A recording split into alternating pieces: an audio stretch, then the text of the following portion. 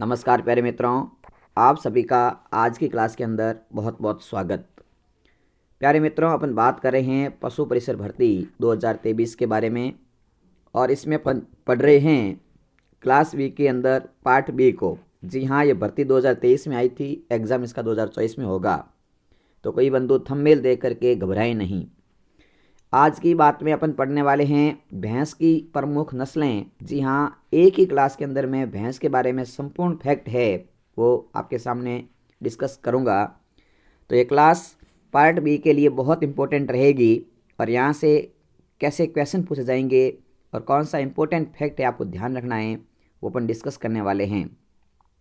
तो क्लास शुरू करने से पहले आपसे एक ही गुजारिश करेंगे कि आप इस क्लास को अपने मित्रों तक शेयर ज़रूर करना और इतना अमूल्य सहयोग आपका रहेगा तो हम आपके लिए ऐसी कंटेंट वाली क्लास हमेशा रेगुलर समय पर अपलोड करते रहेंगे। चलिए शुरू करते हैं आज की क्लास। और आज की क्लास के अंदर पढ़ने वाले हैं भैंस की प्रमुख नस्लें और साथियों बात करते हैं सबसे पहले कुछ इंपॉर्टेंट फैक्ट की। तो भैंस किस कुल के पशु माना जाता है? तो भैंस का कुल है वो है बोविडी कुल। कौन सा कुल है? बोविडी कुल है। फिर आता है कि भैंस का वैज्ञानिक नाम क्या है? तो भैंस का वैज्ञानिक नाम है बुबेलिस बुबेलिस। क्या है? बुबेलिस बुबेलिस। बहुत इंपॉर्टेंट फैक्ट है ये। इसके बाद आता है कि भैंसों में गुणसूत्र कितने होते हैं? तो जो जलीय भैंस है उसमें गुणसूत्रों की संख्या होती है 50 और जो दलदली भैंस होती है उसमें गुणसूत्रों की संख्या होती है 48। फिर आता है कि भैंस में दांतों की संख्या कितनी होती है? तो भैंस में दांतों की संख्या होती है 32, लेकिन जन्म के समय जो भैंस का बछड़ा होता है उसमें दांतों की संख्या कितनी होती है? वहाँ होती है दांतों की संख्या 2। फिर आता है कि विश्व का प्रथम क्लोन भैंस कौन सा था, कौन सी तैयार की गई? तो उसका नाम है गरिमा 2009। इसके बाद में श्रेष्ठा 2011 और लालिमा 2014। आगे और कुछ इंपॉर्टेंट तथ्य है, बात करते हैं उनके बारे में। तो आपको ध्यान रखना है कि भैंसों की जन्म स्थली कौन सा देश माना जाता है? तो देश है भारत। फिर आता है कि भैंस का सामान्य दुग्ध काल कितना होता है? तो सामान्य दुग्ध काल होता है 281 दिन का। फिर आता है कि भैंस का सामान्य गर्भकाल कितना होता है? तो गर्भकाल होता है 310 दिन का। और भैंस प्रजनन केंद्र कहाँ हैं? तो ये साथियों वल्लभनगर उदयपुर में। और भैंस अनुसंधान केंद्र की बात करें तो ये आपके हिसार हरियाणा में। और फिर आता है कि भैंसों का समूह क्या कहलाता है? तो भैंसों का समूह हर्ड कहलाता है। तो अपने साथियों इम्पोर्टेंट तथ्य थे वो बातें की। अब अपन बात करने वाले हैं एक एक नस्ल के बारे में। जी हाँ, एक एक नस्ल पढ़ेंगे अपन और एक एक नस्ल के बारे में क्या क्या फैक्ट है वो हम डिस्कस करेंगे आज की इसी क्लास के अंदर। तो एक बार पुनः सभी का बहुत बहुत स्वागत। चलिए देखिए, बात करते हैं अपन आज की पहली नस्ल जिसका नाम है मुर्रा। कौन सी नस्ल है? मुर्रा नस्ल है। और मुर्रा नस्ल की बात करें तो देखिए, मुर्रा नस्ल का उत्पत्ति स्थान पूछे आपको तो मुर्रा नस्ल का उत्पत्ति स्थान कौन सा है? तो है रोहतक हिसार। कौन सा है? रोहतक हिसार। फिर आता है कि मुर्रा नस्ल की भैंस इसका उपनाम क्या है? तो उपनाम है इसका खुंडी। क्या है? खुंडी। और क्या नाम है? तो इसका उपनाम है दिल्ली वाली भैंस। कौन सी भैंस? दिल्ली वाली भैंस। बहुत इंपॉर्टेंट फैक्ट है ये। फिर आता है कि भैंसों में सर्वश्रेष्ठ नस्ल है। आपको पूछा जा सकता है कि भैंसों में सर्वश्रेष्ठ नस्ल कौन सी है? तो आपको ध्यान रखना है मुर्रा नस्ल है भैंसों में सर्वश्रेष्ठ है। तो ये बहुत इंपॉर्टेंट फैक्ट है। और दुग्ध उत्पादन की सर्वश्रेष्ठ नस्ल है। इस भैंस में दुग्ध उत्पादन की क्षमता सर्वाधिक होती है, तो दुग्ध उत्पादन के लिए सर्वश्रेष्ठ नस्ल मानी जाती है। फिर आता है कि मुर्रा नस्ल की जो भैंस है उसकी विशेषता क्या है? तो ये साथियों उसकी विशेषता है, ध्यान से रखना, मुर्रा नस्ल की भैंस की विशेषता क्या है? तो आपको बताना है सींग जलेबी के आकार के या सर्पिल आकार होते हैं। ये जिस प्रकार से जलेबी बनी होती है ऐसे उसी प्रकार से सींग होते हैं जो सर्पिल आकार होते हैं कि बिल्कुल ऐसे मुड़े हुए होते हैं। ठीक है, कैसे होते हैं सींग? बिल्कुल ऐसे मुड़े हुए इस तरह से। फिर आता है कि इसका रंग कैसा है? तो साथियों इसका रंग है गहरा काला। इनकी स्याही काला, बिल्कुल गहरा काला इसका रंग है। स्याही होती है जैसे दवात की स्याही आती है उस स्याही की तरह काला। दुग्ध उत्पादन क्षमता की बात करें तो इसका दुग्ध उत्पादन है 2000 लीटर ब्यात। और दूध में वसा की बात करें तो दूध में वसा की मात्रा पाई जाती है वो पाई जाती है 7%। साथ ही साथ साथियों आपको ध्यान रखना है कि जो मुर्रा नस्ल है इस मुर्रा नस्ल के अंदर आपको पूछा जाता है कि उम्र कितनी, ब्यात की उम्र पहली बार कब ब्याई जाएगी? तो इसकी जब उम्र आपके 36 साल की हो जाएगी भैंस तब ब्याई जाएगी। 36 से 48 माह, 36 से 48 माह, बस साल की बात गलत नहीं है, गलत हो गई। ये जब 36 माह का मतलब होता है 3 साल, 3 से 4 साल की जब हो जाती है भैंस, तो पहली बार ये अपना बछड़ा पैदा करती है, ब्याही जाती है। साथ ही साथ बात करते हैं कि इस नस्ल का जो मुर्रा नस्ल का जो मादा पशु होता है, उस मादा का वजन तो होता है 500, मादा का वजन होता है 500 से लेकर के 550 किलो, 500 से लेकर के 550 किलो इसका मादा का वजन होता है, मादा का। अगर आपको पूछे कि मुर्रा नस्ल का जो नर है उसका वजन कितना होता है, तो नर का वजन होता है, वो होता है 500 से 600 किलो, 500 से 600 किलो मादा पशु का होता है मुर्रा के अंदर। चलिए इसके बाद बात करते हैं इसी के बारे में। तो साथियों एक बात ध्यान रखना, आपको मैं यहाँ लिख देता हूँ। आपको पूछे कि जो मुर्रा नस्ल है, इस मुर्रा नस्ल का प्रजनन केंद्र कौन सा माना जाता है? मुर्रा नस्ल का प्रजनन केंद्र बहुत इंपॉर्टेंट है, ध्यान रखना। तो मुर्रा नस्ल का जो प्रजनन केंद्र माना जाता है वो है साथियों, एक तो आपके कुम्हेर, और कुम्हेर कहाँ पर है वर्तमान में? तो कुम्हेर है डीग, पहले भरतपुर में आता था, अब डीग में। और दूसरा है आपके डग, और डग की बात करें तो डग कहाँ है? तो डग है आपके झालावाड़ में। ये मुर्रा नस्ल के 2 प्रजनन केंद्र है, कुम्हेर जो डीग में पड़ता है वर्तमान, और डग है वो झालावाड़ में। तो आपको ध्यान रखना है कि मुर्रा नस्ल की प्रजनन केंद्रों के बारे में। चलिए आगे बढ़ें, ठीक है। इसके बाद नेक्स्ट नस्ल पढ़ते हैं अपन, उसका नाम है भदावरी। बहुत इंपॉर्टेंट फैक्ट है ये भी। सर्वप्रथम ध्यान रखना है कि भदावरी की उत्पत्ति स्थान कौन सा है? तो इसका उत्पत्ति स्थान है उत्तर प्रदेश का इटावा जिला। पहला स्थान है उत्तर प्रदेश का इटावा जिला भदावरी के लिए। इसका आकार साथियों त्रिकोण आकार का होता है, इनकी त्रिकोण के आकार की होती है। विशिष्ट है जो भदावरी नस्ल है, इस भदावरी नस्ल की आकृति यानी शरीर का आकार कैसा होता है? तो त्रिकोण के आकार का होता है। इसके शरीर का पिछला भाग अगले भाग से ऊंचा होता है। इनकी जो भैंस होती है, तो ये जैसे अगला भाग, इसका पिछला भाग अगले भाग की तुलना में क्या होता है? ऊंचा होता है। फिर आता है कि इसका रंग कैसा होता है? तो इसका रंग होता है तांबिया रंग, तांबे के समान तांबिया रंग होता है, तांबा होता है उस प्रकार का। फिर आता है कि भैंसों की नस्लों में सर्वाधिक वसा इसी के दूध में पाई जाती है। तो आपको पूछे दूध में सर्वश्रेष्ठ नस्ल कौन सी है? तो वह दूध में तो है, केवल भैंस के अंदर दूध की बात करें तो आपको ध्यान रखना है मुर्रा। और आपको पूछे दूध में वसा कौन सी होगी, और वसा की सर्वश्रेष्ठ नस्ल कौन सी है? तो वसा भदावरी में है। वसा किस में है? भदावरी में। दोनों ध्यान रखें, दूध की सर्वश्रेष्ठ नस्ल तो है मुर्रा, और वसा की सर्वश्रेष्ठ नस्ल है वह भदावरी। चलिए दूध उत्पादन की बात करें तो इसका दूध उत्पादन है 1100 से 1300 लीटर प्रति ब्यात। और वसा की मात्रा की बात करें तो वसा इसमें 13% होती है, यानी कि 8 से लेकर के 12% एवरेज है इस वसा का। यानी कि इस भैंस के दूध पर सर्वाधिक घी आता है, इसी भैंस के दूध में सर्वाधिक घी आता है, क्योंकि जिस भैंस में वसा अधिक होगी उस भैंस में घी की मात्रा भी दूध में अधिक पाई जाएगी। इसी के साथ आपको भदावरी के बारे में ध्यान रखना है कि यह घी उत्पादन के लिए भी बेस्ट नस्ल मानी जाती है, क्योंकि जब मैंने बता ही दिया है।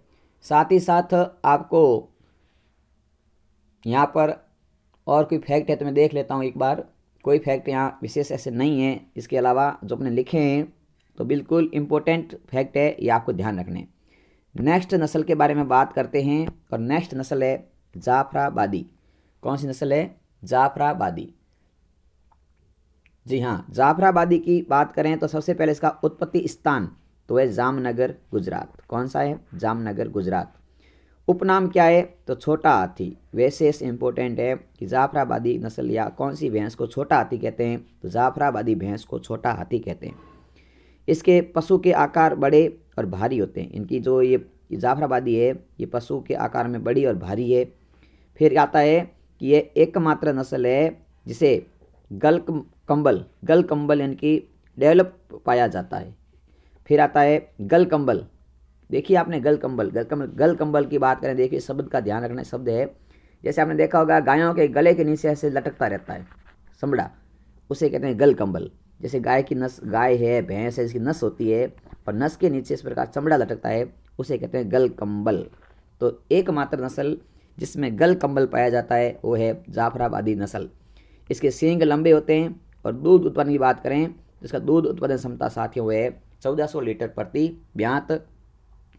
और इसी भैंस के अंदर बात करें जाफराबादी के अंदर, तो वसा की मात्रा की बात करें तो वसा इसमें पाई जाती है 7 से 9%। वसा कितनी पाई जाएगी? तो 7 से 9% इसमें वसा पाई जाती है। तो साथियों, जाफराबादी के बारे में आपने पढ़ा कि इसका उत्पत्ति स्थान जामनगर, फिर आपने पढ़ा इसका विशेषता पढ़ी कि रंग काला, शरीर भारी होता है, उठा हुआ होता है, भैंसों में सबसे भारी नस्ल है ये और ताकतवर है। साथ ही साथ इसका दूध उत्पादन क्षमता पढ़ी।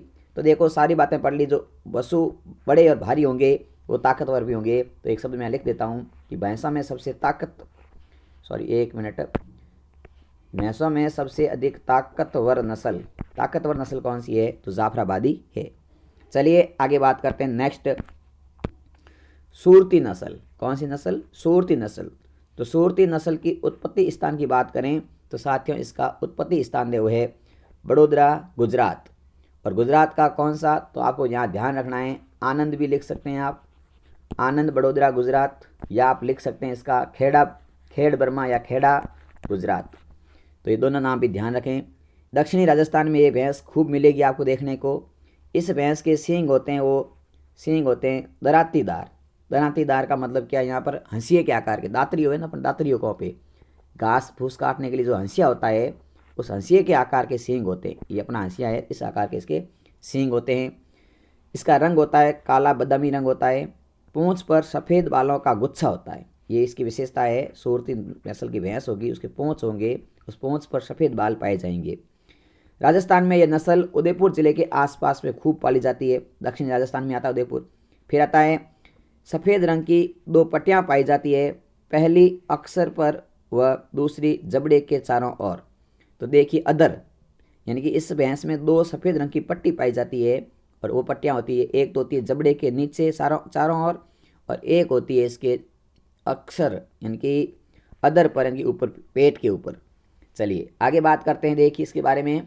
तो इसकी दुग्ध उत्पादन क्षमता की बात करें तो ये साथियों दुग्ध उत्पादन में इसका क्षमता है वह 1400 से 1600 लीटर। और साथ ही साथ वसा की बात करें तो इसमें वसा पाई जाती है 7.5%। तो ये 2 फैक्ट और भी आपको ध्यान रखने। तो चलिए आपने इसके बारे में बहुत अच्छे से पढ़ लिया। सूरती नस्ल में आपको ध्यान रखना है किस भैंस के पूंछ पर सफ़ेद बाल पाए जाते हैं, सूरती भैंस। किस भैंस के सींग हंसिया आकार के या दांतेदार होते हैं, तो सूरती नस्ल के। और किस भैंस में सफ़ेद रंग की पट्टियाँ पाई जाती है, तो सूरती नस्ल के अंदर। और इसका उत्पत्ति स्थान कौन सा है? तो बड़ोदरा गुजरात, आनंद गुजरात, खेड़ा गुजरात। चलिए आगे बात करते हैं नेक्स्ट है अपनी नस्ल, वो है मेहसाणा। इसकी उत्पत्ति स्थान की बात करें तो मेहसाणा गुजरात में इसका उत्पत्ति स्थान है। यह देखो साथियों संकर द्वारा तैयार की गई, संकरण का मतलब है मिक्सर करके। यहाँ पर मेहसाणा है, इस मेहसाणा भैंस के अंदर कौन से 2 नस्लें मिली गई है? तो मुर्रा और सूरती। कौन सी नस्ल है? मैं लिख देता हूँ। मुर्रा नस्ल का जो नर था उसका वीर्य और जो सूरती नस्ल का नर था उसका वीर्य लिया और दोनों के नस्लों के वीर्य को मिला करके तैयार की तीसरी नस्ल है, उसका नाम है मेहसाणा। तो ये संकरण द्वारा तैयार की गई है। ये सवाल पूछा भी गया साथियों, देखो RPC AO के अंदर 2018 में पूछा था। फिर आता है कि मुर्रा के समान परंतु लंबाई में मुर्रा से अधिक लंबी नस्ल है, क्योंकि मुर्रा जैसी है तो इसमें मुर्रा के गुण भी होंगे और सूरती के गुण भी होंगे। संकरण का मतलब है मुर्रा और सूरती का मिक्सर, दोनों के गुण होंगे। आधे कुछ गुण सूरती के आएंगे तो कुछ गुण मुर्रा के आएंगे। तो देखो मुर्रा के समान तो है लेकिन लंबाई में अधिक है। टांगों व पूंछ के अंतिम छोर पर सफ़ेद बाल धब्बे होते हैं। तो देख लो ये लक्षण आ गए हैं इसके सूरती के, सफ़ेद धब्बे। दूध उत्पादन की बात करें तो दूध उत्पादन होता है इसका 1800 लीटर और वसा की बात करें तो वसा आती है इसमें 7%। तो ये थे मेहसाणा के बारे में फैक्ट। इसके बाद देखिए बात करते हैं अपन नागपुरी की। और नागपुरी में बात करें तो इसका उत्पत्ति स्थान है वह नागपुर, महाराष्ट्र। भैंसों में सबसे हल्की नस्ल, वेरी इंपॉर्टेंट फैक्ट है कि कौन सी भैंस सबसे हल्की भैंस मानी जाती है, उसका नाम है नागपुरी। इस भैंस के सींग लंबे, गर्दन लंबी तथा पैर छोटे होते हैं। दूध उत्पादन की बात करें तो 700 से 1200 लीटर दूध होता है और वसा की बात करें तो 7% वसा पाई जाती है नागपुरी के अंदर। तो सबसे हल्की भैंस कौन सी है, तो वह है नागपुरी। आगे बात करते हैं नीली रावी। इसका उत्पत्ति स्थान तो जिला पूछे तो फिरोजपुर जो पंजाब का है। उपनाम पूछे इसका नाम है पंच कल्याणी। तो कौन सी नस्ल भैंस की नस्ल है उसको पंच कल्याणी कहते हैं, तो उसका नाम है नीली रावी। इसकी कंसी आँखें इस नस्ल की विशेष पहचान है और माथे पर सफ़ेद टीका होता है। थुनन और पैरों पर सफ़ेद निशान के साथ काला रंग होता है। उत्पादन क्षमता की बात करें तो 1500 से 1700 लीटर प्रति ब्याज इसका दुग्ध उत्पादन क्षमता है। तो साथियों, हमने कुल बात की आज भैंसों की नस्लों के बारे में, एक एक फैक्ट पढ़ा। अगले सेशन में आपके सामने लेकर के आऊँगा प्रश्नोत्तरी। अगले सेशन में भैंसों की इम्पोर्टेंट प्रश्नोत्तरी लेके आएंगे कि हमने जो पढ़ा है उसके बारे में फैक्ट क्या क्या है, सारे पढ़ लिए। अब प्रश्नोत्तरी के माध्यम से हम भैंसों का करेंगे रिवीजन। तो आज अपने भैंसों को संपूर्ण अध्ययन कर लिया है। अब अपन भैंसों के रिवीजन में पढ़ेंगे कि भैंसों के अंदर क्या क्या सवाल बनते हैं। तो ऐसे ही मैं आपके सामने कुल 20 से 25 इंपॉर्टेंट सवाल डिस्कस करूंगा नेक्स्ट क्लास के अंदर। तब तक जय हिंद, जय भारत। साथियों, क्लास की PDF प्राप्त करनी है तो आपको हमारे व्हाट्सएप ग्रुप में जुड़ना पड़ेगा और व्हाट्सएप ग्रुप का लिंक मैंने इसी वीडियो के कमेंट बॉक्स में पिन कर रखा है, क्योंकि काफ़ी बंधु कहते हैं PDF कहाँ से मिलेगी, तो वहाँ से मिल जाएगी। धन्यवाद।